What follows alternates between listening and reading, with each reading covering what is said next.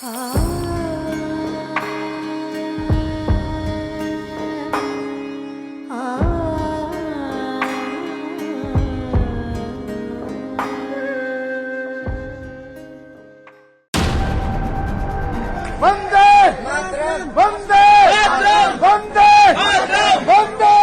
आप किसी के घर से किसी को निकालते हैं तो आप सिर्फ उनको दीवारों से या छत से या उनके आंगन से नहीं निकालते हैं, आप उनको उस जगह की आबो हवा से, उस जगह की खुशबू से, उस जगह के वातावरण से, उस जगह की आदतों से वहां से निकालते हैं। नमस्कार, धर्म ज्ञान के दर्शकों का स्वागत है और हमेशा की तरह मैं हूं आपके साथ कविता राणा। 30 सालों का दर्द जो खत्म होने के बजाय देखिए दिन पर दिन बढ़ता चला जाता है, अपने घर से दूर, अपनी संपत्ति से दूर और अपने काम से दूर। आखिर इन कश्मीरी पंडितों के घर वापसी कब होगी? My mother, when she saw this film, she didn't speak to anybody for 2 days. 2 दिन तक उन्होंने किसी से बात नहीं की, क्योंकि उनकी पूरी मेमोरीज वापस जो हैं वो रिवाइव हुई। और उन्होंने कहा, क्यों दिखाई तूने मेरे को ये फिल्म? मेरी सारी मेमोरीज वापस हो गई हैं, आ गई हैं। या आर्टिकल 370 जब एब्रोगेट हुआ, क्या हम वापस जा सकेंगे? मेरा बड़ा दिल है वापस जाने का। विवेक अग्निहोत्री के डायरेक्शन में बनी फिल्म द कश्मीर फाइल्स देश के सिनेमाघरों में रिलीज हुई। एक बार फिर से कश्मीरी पंडितों के घर वापसी का मुद्दा गर्मा गया।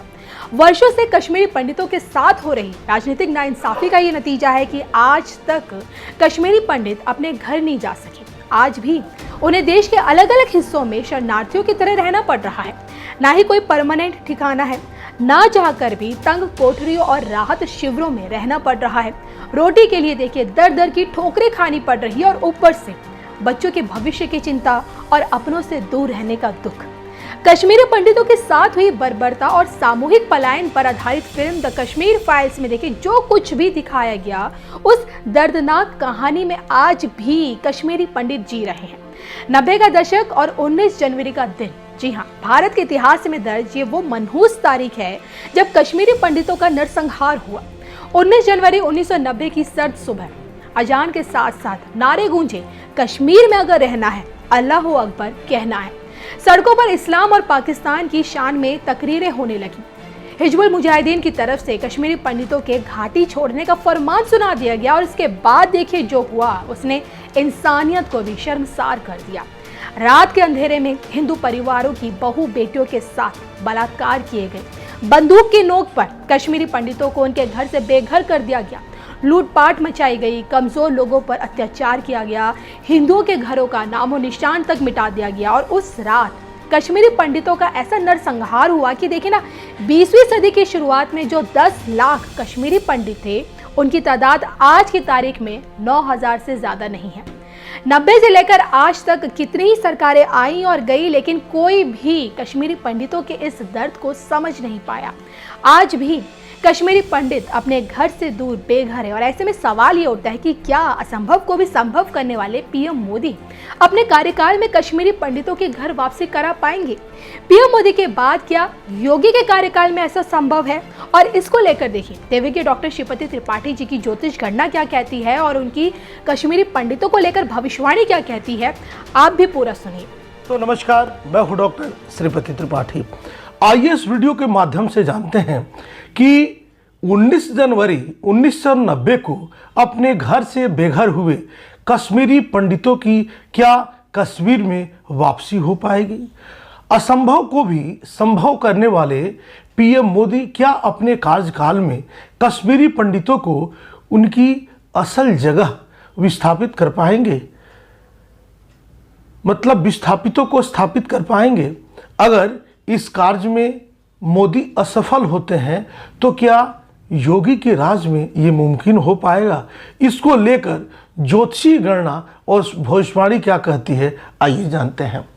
19 जनवरी 1990 की भयावह घटना से कुछ समय पहले पंडित और राजनीतिक कार्यकर्ता टीका लाल चप्पल की 19 सितंबर 1989 को उनके घर के बाहर हथियारबंद लोगों ने गोली मारकर हत्या कर दी थी। यह कश्मीरी पंडितों में पहली बड़ी हत्या थी जो बाद में 1990 में पलायन के कारण बनी। इसके बाद घाटी के हालात बिगड़ते ही चले गए। साल 1990 के जनवरी महीने में घाटी की मस्जिदों में बड़े पैमानों पर भीड़ इकट्ठा हुई। भीड़ को कश्मीरी पंडितों के खिलाफ बुरी तरह भड़काया गया। वहां मौजूद लोगों के बीच यह बात बताई गई कि कश्मीरी पंडित भारत सरकार के एजेंट हैं। भीड़ ने भारत और कश्मीरी पंडितों के विरोध में नारे लगाए। स्थितियां जब हद से ज़्यादा बिगड़ने लगी तो कश्मीरी पंडितों के लिए घाटी में रह पाना तकरीबन नामुमकिन जैसा होने लगा। अगले कुछ महीनों में सैकड़ों निर्दोष कश्मीरी पंडितों को प्रताड़ित करके मौत के घाट उतार दिया गया और ना जाने कितने लोगों के साथ बलात्कार की घटनाएं भी सामने आईं, जिन्हें 1990 के दशक में अपनी ज़मीन को छोड़कर जाना पड़ा। दूसरे में वो जो कभी घाटी छोड़कर गए ही नहीं, अनिश्चितता की साया में बरसों से घाटी में ही रहते आ रहे हैं। आइए इससे संबंधित कुंडली जो बन रही है, उस समय धनु लग्न की कुंडली बन रही है। धनु लग्न की कुंडली में लग्न में शनि और बुध विराजमान है। दूसरे स्थान में सूर्य शुक्र राहु हैं। आपको सप्तम स्थान में गुरु विराजमान है। अष्टम स्थान में केतु हैं और तुला राशि में चंद्रमा है और व्यय भाव में मंगल बैठे हैं। आपको बता दें कि यह घटना जब घटी उस समय राहु की महादशा शुरू हुई थी। उसी के बाद यह पलायन शुरू हुआ। अभी वर्तमान में गुरु की महादशा में राहु का अंतर है। यह जो समय चल रहा है, थोड़ी परेशानी के बाद भी कश्मीरी पंडितों के हित में निर्णय निश्चित रूप से यह सरकार दे सकती है। 2024 के प्रारंभ से ही न्याय के देवता शनिदेव महाराज की महादशा शुरू हो जाएगी। जो महादशा वहाँ के कश्मीरी पंडितों के स्थापित करने से संबंधित, मतलब जो विस्थापित है उन्हें अपना जगह मिले, उन्हें सम्मान मिले, उन्हें बेहतरी हो, इसके लिए मोदी सरकार जो है निश्चित रूप से कोई बड़ा कदम उठाएगी और यह कदम वहाँ के कश्मीरी ब्राह्मण पंडितों के लिए काफ़ी बेहतर होगा। न्याय के देवता शनिदेव निश्चित रूप से वहाँ पे हुए अत्याचार, प्रहार, कष्ट और पलायनकर्ता जो हैं, वहाँ के जो ब्राह्मण देवता हैं, उन लोगों को निश्चित रूप से लाभ मिलेगा और वह लोग पुनः स्वर्ग की धरती जो है कश्मीर, वहाँ निश्चित रूप से जाएंगे और निश्चित रूप से लाभ मिलेगा। आप सब जो ही बने रहें, मिलते हैं अगले वीडियोज़ के साथ। तब तक के लिए दीजिए इजाज़त। नमस्कार।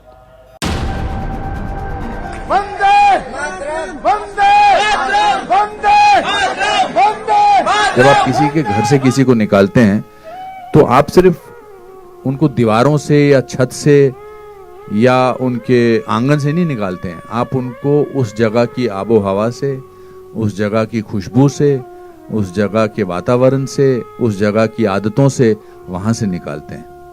मेरे दादाजी का छोटा सा एक मंदिर था, 3rd फ्लोर पे मिट्टी का घर था और वहाँ पर उनकी वो जो अगरबत्ती रोज़ जलाते थे तो उसकी एक खुशबू थी। अब वो खुशबू टेंट में तो नहीं आ सकती है, या किसी जम्मू के घर में या पूना के घर में या दिल्ली के घर में तो नहीं आ सकती है।